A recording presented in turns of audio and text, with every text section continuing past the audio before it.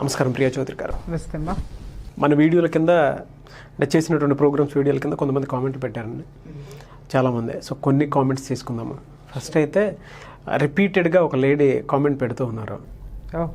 మాకు పెళ్ళై సంవత్సరాలు అవుతుంది, కానీ నా భర్త ఎప్పుడు సాంప్రదాయబద్ధమైన బట్టల్లోనే ఉండాలి అని అంటున్నారు. కనీసం మేము నైటీ వేసుకుందామన్నా పంజాబీ వేసుకుందామన్నా సరే దాని మీద కూడా ఆయన మాట మార్చడం లేదు, ఎప్పుడూ ఒకేలా ఉండాలని చెప్పేసి అంటూ ఉన్నారు.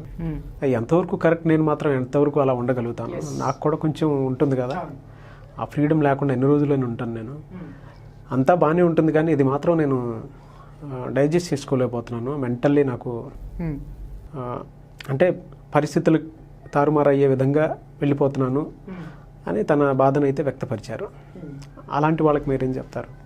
జాలి పడుతున్నాను వాళ్ళ భర్త మీద. నిజంగా జాలి పడుతున్నానమ్మా మీ వారి మీద. ఎందుకంటే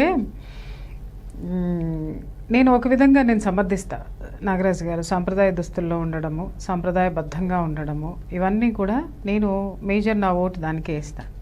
కానీ 24 గంటలు నువ్వు సాంప్రదాయబద్ధంగా కనపడమంటే ఎట్లా కుదురుతుంది చెప్పండి? ఇప్పుడు నువ్వు పెళ్ళికి వెళ్ళు, సాంప్రదాయబద్ధంగా వెళ్ళు, ఇంట్లో పూజ చేసుకో, సాంప్రదాయబద్ధంగా ఉండు, ఇంట్లో 4 చుట్టాలు వస్తున్నారు, సాంప్రదాయబద్ధంగా ఉండు. ఒక షాపింగ్కి వెళ్తున్నావు, లేకపోతే తన ఫ్రెండ్స్తో ఎక్కడికన్నా వెళ్తుంది, లేదా నలుగురిలో జాలీగా ఎక్కడికన్నా పిక్నిక్కి వెళ్తున్నారు, అప్పుడు కూడా సాంప్రదాయబద్ధంగా వెళ్ళమంటే ఎట్లా వెళ్తారండి? అంటే నీకు మాత్రం నీ భార్య ఒంటి నిండా తానలు గట్టి చుట్టూ వేసుకొని కనిపించాలని నువ్వు కోరుకుంటున్నావు, సాంప్రదాయబద్ధంగా ఉండాలని కోరుకుంటున్నావు. మరి అదే స్వేచ్ఛ ఆమెకు కూడా ఉంటుంది కదండి. ఆవిడేమి బట్టలు తీసుకుని వెళ్ళిపోతానని అనట్లేదు, లేకపోతే బికినీలు వేసుకుని తిరుగుతానని అనట్లేదు కదా. ఏ స్త్రీ అయినా సరే అంతేనండి. అంటే కొంతమంది మితిమీరిన స్వేచ్ఛతోటి మనం ఎపిసోడ్ కూడా చేసాం మనం వీటి మీద, ఆడపిల్లల డ్రెస్సింగ్ సెన్స్ మీద. దాంట్లో కూడా నేనేం చెప్పానంటే ఏదైనా వేసుకోండి, కానీ ఎక్కడ ఏ పరిస్థితుల్లో వేసుకోవాలో అక్కడికి అవి మెయింటైన్ చేయండి అని స్పష్టంగా చెప్పాను నేను దాంట్లో. అంతేగాని 24 అవర్స్ చీరలు కట్టుకోండి, 24 అవర్స్ మడి కట్టుకోండి, 24 అవర్స్ సాంప్రదాయబద్ధంగా పోగులు పెట్టుకోండి, తర్వాత మెళ్ళల్లో హారాలు వేసుకోండి, చేతింట గాజులే, అది ఈ రోజుల్లో కుదరదు నాగరాజు గారు. ఒకప్పుడు ఇట్స్ ఓకే. అవును, స్త్రీకి ఈ ఒక విధంగా చెప్పాలంటే మరి ఆ రోజుల్లో సాంప్రదాయబద్ధమైనటువంటి రోజులు తీసుకుంటే ఆడది గడప దాటేది కాదు, అన్ని గడపలోకే వచ్చేవి. కానీ వాళ్ళ ఆడది గడప దాటితే కానీ నీళ్లు నడవట్లేదు, గడవట్లేదు. మరి అటువంటి అప్పుడు ఆవిడకి కూడా కొన్ని వెసులుబాట్లు ఉండాలిగా. అవును, ఆవిడకి కూడా నువ్వు విలువ ఇవ్వాలి కదా. ఎంతసేపు నీ ఇష్టం వచ్చినట్టు ఉండాలంటే మొనాటిని రాదా అండి? ఇప్పుడు ఆయన అడుగుతున్నాను నేను, మీరు కుర్తా పైజమా వేసుకుంటున్నారా, పంచే కట్టుకుంటున్నారా? అంతే కదా. మరి మన సాంప్రదాయం అంటే ఆయన వేసుకునే ప్యాంట్లు కాదు కదండి. అవును, కుర్తా పైజమా ఆర్ పంచే, లాల్చీ, కండువా ఆయన కూడా వేసుకుంటున్నారా? ఒకసారి క్వశ్చన్ చేయాలి ఆయన్ని. ఎంతసేపు ఎదుటి వాళ్ళకి మన అభిప్రాయాలు రుద్దేస్తా కూర్చుంటే ఎలాగా? అభిప్రాయాలు చెప్పాలి తప్ప నాగరాజు గారు ఎప్పుడు రుద్దకూడదు. అది వర్కౌట్ కావు, అది ఫ్రస్ట్రేషన్లోకి దిగుతాయి, మన మీద ఉన్న గౌరవాన్ని తీసేస్తాయి. అట్లా అమ్మ మీకేం చెప్తున్నాను అని అంటే, మీరు మరీ అంత మీరు ఏదో పరిస్థితులు చేదాటిపోయేంతగా వెళ్తున్నాను అని చెప్పేసి అని మీరు అన్నారు. నిజంగానే ఈ రోజుల్లో ఏంటంటే మన చుట్టూ చాలా కలర్ఫుల్ వాతావరణం అనేది, చాలా స్వేచ్ఛా వాతావరణం అనేది మనకు కనిపిస్తుంది నాగరాజు గారు. నేనేమంటానంటే వాటిని మిస్యూజ్ చేసుకున్నంత వరకు కూడా మన పరిధిలో, మన రక్షణలో, మన సంరక్షణని మనం ఏర్పాటు చేసుకుంటూ మన ఇష్టం వచ్చినట్టు మనం ఉండొచ్చు. సాంప్రదాయాన్ని తప్పద్దు, అలాగని సాంప్రదాయంలో మాత్రమే ఉండద్దు.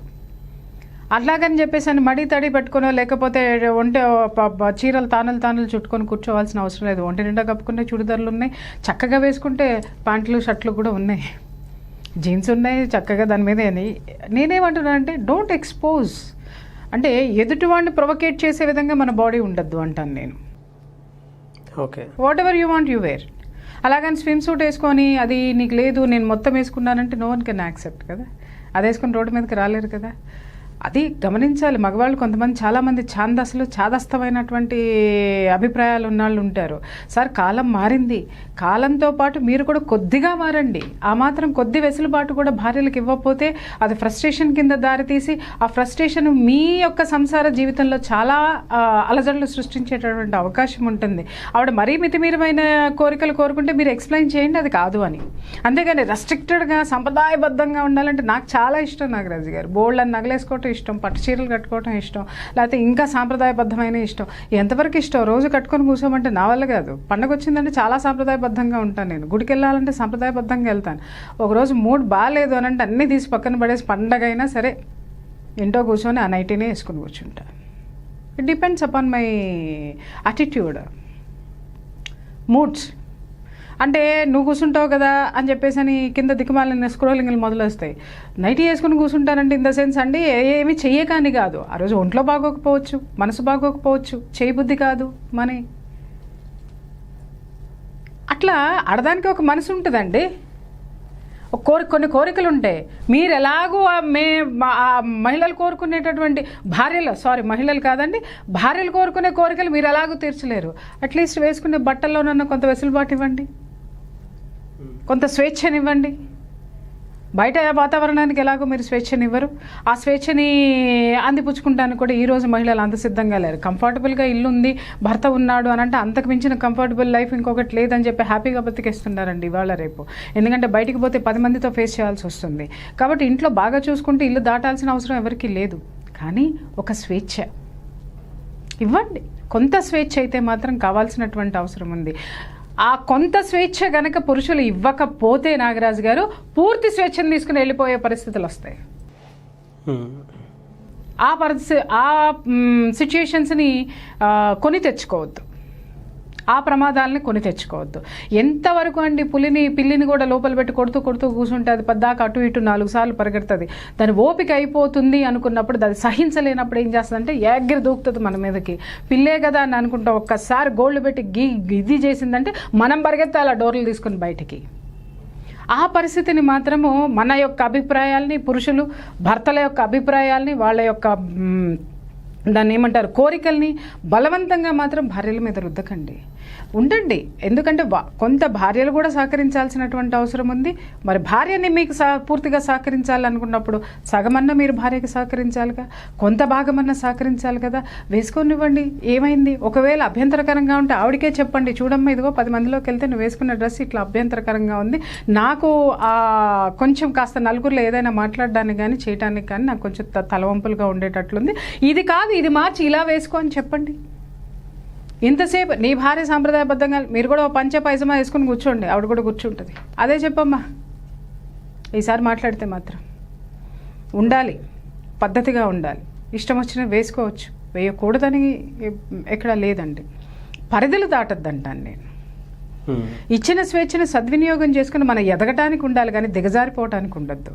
అలాగే మీరు ఏ స్వేచ్ఛని ఇవ్వకుండా అలాగే పట్టుకొని కూర్చుంటే నేనేమన్నాను, పర్మనెంట్ స్వేచ్ఛ కోసము, పూర్తి స్వేచ్ఛ కోసము బయటికి వెళ్ళిపోయిన రోజున లేదా మీకు ఎదురు తిరిగిన రోజున అప్పుడేమనుకుంటారు అని అంటే అప్పుడే బాగుండు మా ఆవిడ బోల్డ్ మాటింది నాకు, అప్పుడే బాగుండు చెప్పింది చేసేది, ఈ మధ్య ఎదురు తిరిగేస్తుంది. ఎందుకు ఎదురు తిరుగుతుంది? బాగా ఉండే భార్య మీకు ఎందుకు ఎదురు తిరుగుతుంది? ఒకసారి క్వశ్చన్ చేసుకోండి. లోపాలు మీలో లేవా? బాగా ఉంది అని అంటే అప్పుడు ఆమె పద్ధతులు కానీ ఆవిడలో ఓర్పు ఉంది, లేకపోతే మీతో అడ్జస్ట్ అయ్యింది. ఆ అడ్జస్ట్మెంట్ మరీ మీరు ఎక్కడైనా తొక్కేస్తున్నారేమో అర్థం చేసుకోండి. స్త్రీకి కూడా కొంత స్వేచ్ఛ కావాలి సార్, స్వేచ్ఛ కావాలి, మనసుకి స్వేచ్ఛ కావాలి, వేసుకునేటటువంటి బట్టల్లోనూ స్వేచ్ఛ కావాలి, అంతకు మించి జీవితానికి ఒక స్వేచ్ఛ కావాలి. ఎంతసేపు మగాడి గ్రిప్లోనో గుప్పెట్లోనో పెట్టుకోవాలని మాత్రం దయచేసి చూడకండి. ఇలా చేసే చాలా కాపురాల్లో నిప్పులు పోసుకుంటున్నారు భర్తలందరూ కూడాను.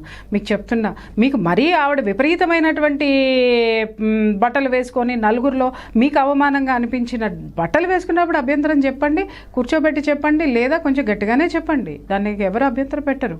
బట్ కొంత ఇవ్వండి సార్, కొంత ఇవ్వండి, స్వేచ్ఛ ఇవ్వండి. అవసరం ఇవాళ. ఎందుకంటే ఈ ప్రపంచము గ్లోబలైజేషన్లో విపరీతమైనటువంటి మనకి తెలియనటువంటి కొత్త లోకాలు మనల్ని ఉద్రేకపరుస్తున్నాయి నాగరాజు గారు. మరీ మనం వాటిని అందిపుచ్చుకోవాల్సినటువంటి అవసరం లేదు.